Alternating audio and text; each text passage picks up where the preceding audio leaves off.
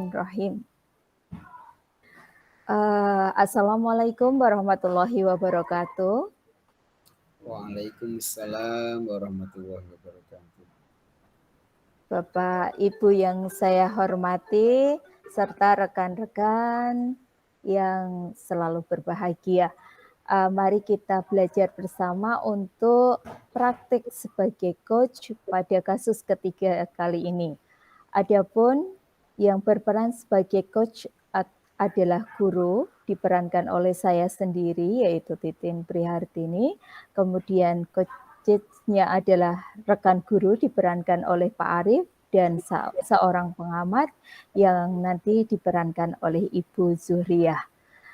Kasus ketiga ini, yaitu rekan Anda bercerita jika dia baru saja mendapatkan teguran dari kepala sekolah yang menerima laporan dari pengawas sekolah yang melakukan supervisi saat ia mengajar.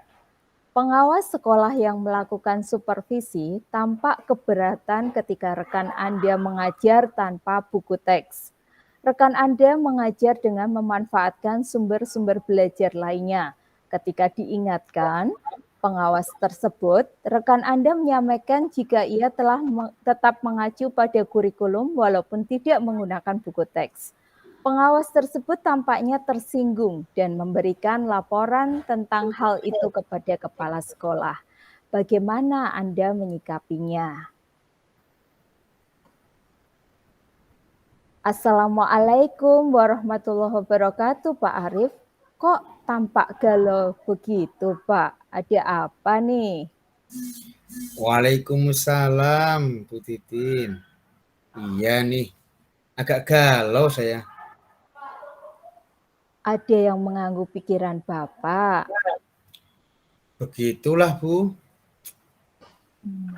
Jika Pak Arif berkenan, coba deh cerita. Sebagai seorang teman sejawat, kan kita seharusnya saling kolaborasi, termasuk berdiskusi menyelesaikan permasalahan pembelajaran yang kita alami sebagai sesama guru. Apakah tawaran Bu Titin serius nih? Mau bantu saya? Insya Allah lah, Pak. Itulah gunanya teman. Pasti ada manfaat diskusi kita kali ini. Silakan, saya akan coba simak. Kebetulan ada waktu kita menunggu waktu pulang sekolah, bukan? Iya, Bu. Kemarin saya sedang mengajar. Ibu pengawas melakukan visitasi. Beliau menanyakan, mengapa saya tidak menggunakan buku teks sebagai sumber belajar. Saya beri penjelasan bahwa saya akan menggunakan berbagai sumber lain seperti internet, rekaman suara, poster, tetapi ibu pengawas tiba-tiba pergi begitu saja. Dari cerita Pak Arif tadi, semua masih baik-baik saja menurut saya. Lalu apa sih tolak ukur yang Bapak anggap sebagai masalah dari peristiwa tersebut? Jelas masalah dong, Bu. Soalnya ibu pengawas pergi meninggalkan kelas dengan wajah yang kurang bersahabat. Kemudian sepertinya menyampaikan kepada ibu kepala sekolah. Oh, jadi begitu kejadiannya. Menurut Pak Arif, seberapa penting sumber pelajaran dalam pelajaran yang Bapak ajarkan saat itu? Saya merasa buku teks pelajaran memang penting bagi sumber pelajaran. Karena buku itu sudah digunakan sejak lama sehingga banyak buku yang rusak. Apakah selama ini Bapak mengalami hambatan menggunakan buku teks sebagai sumber belajar? Padahal seperti kita ketahui kan Pak, kalau buku teks itu adalah satu sumber yang lengkap, bisa dibilang lengkap lah dimiliki di sekolah ini Pak. Selain itu, kondisi buku teks yang rusak Meskipun hampir semua siswa itu memilikinya, tetapi masih terlalu sedikit muatan materi yang terkandung di dalamnya, Bu. Oh gitu ya. Kemudian kira-kira solusi yang Bapak punya agar tetap bisa menggunakan buku teks sebagai salah satu sumber belajar bagaimana, Pak? Karena kondisi buku yang banyak rusak, kurang lengkap, maka saya pikir saya tidak usah pakai saja, saya cari dan menggunakan sumber belajar lain yang lebih lengkap, disukai oleh siswa, seperti master, tayangan PPT, internet, rekaman suara, dan lainnya juga. Sebenarnya sih solusi Pak Arief itu bagus juga bahwa sumber belajar yang Bapak gunakan sudah sangat bervariatif dan beragam. Namun bagaimanapun Pak, kita kan juga tahu konsekuensi kita jika kita tidak mengindahkan perintah atasan, bukan? Iya, Bu Titin. Saya juga sadar saya terlalu lancang dalam berargumen kepada ibu pengawas.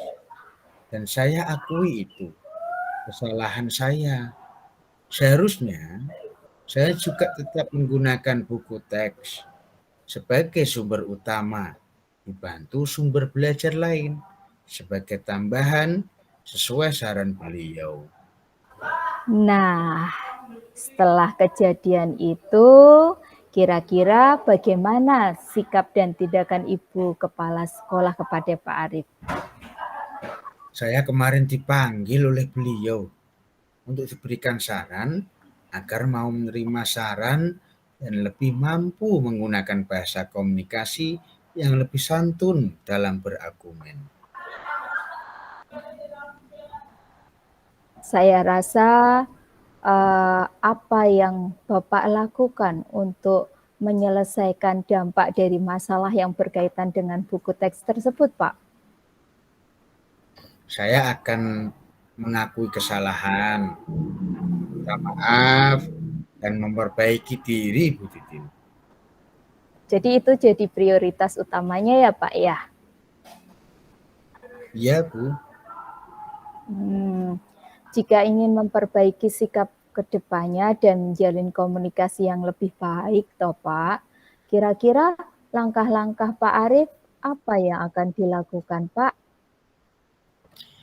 Seperti saya sampaikan tadi, pertama, saya akan meminta maaf serta berusaha memperbaiki diri saya dengan menerima saran tetap menggunakan buku teks sebagai sumber utama, meskipun saya memiliki sumber belajar yang lain. Kemudian, memperbaiki cara saya berkomunikasi yang lebih santun, terutama kepada yang lebih tua.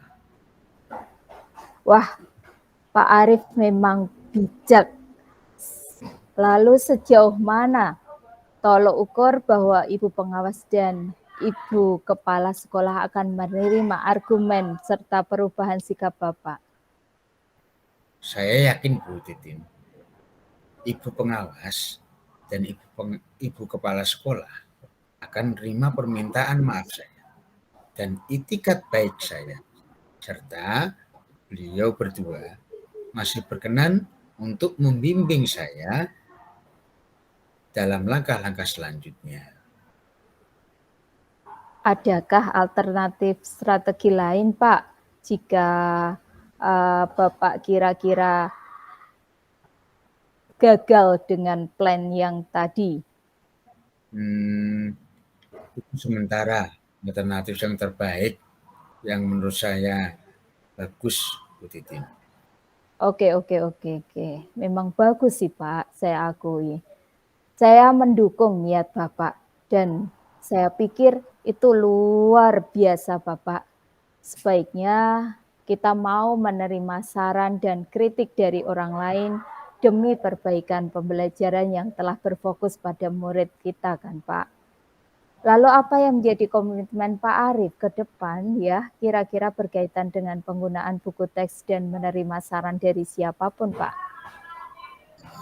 Saya berjanji akan selalu ingat mengakui kesalahan, lalu meminta maaf, menerima saran, tidak selamanya keras hati atas pendirian yang belum tentu benar. Dan saya akan bersikap lebih santun dalam berkomunikasi. Kira-kira apa yang bisa kami bantu, Pak, untuk menjaga komitmen yang Bapak sebutkan tadi, Pak? Tentu saja ada, Bu Titin. Bu Titin mau berdiskusi dan selalu berkolaborasi bersama saya demi perbaikan pembelajaran.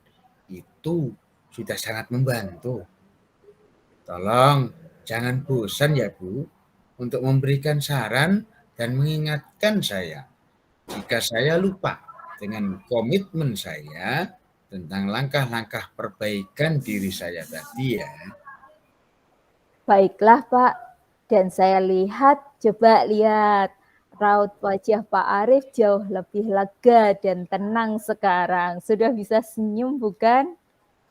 Mari kita bisa diskusikan lagi hasil dari upaya perbaikan diri yang dilakukan oleh Bapak sesuai komitmen tadi ya. Jangan galau lagi, Pak.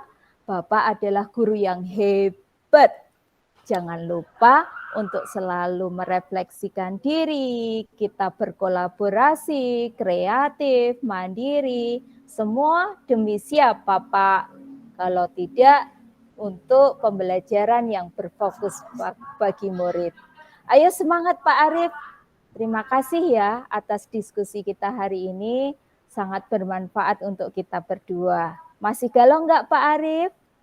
Alhamdulillah sudah lega Bu, sudah nggak galau lagi. Ya.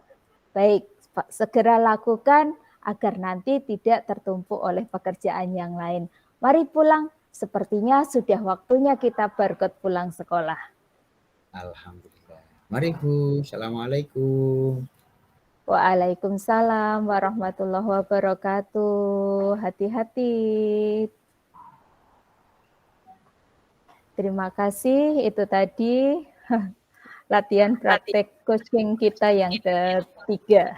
Semoga bermanfaat. Assalamualaikum warahmatullahi wabarakatuh. Waalaikumsalam warahmatullahi wabarakatuh. Wabarakatuh.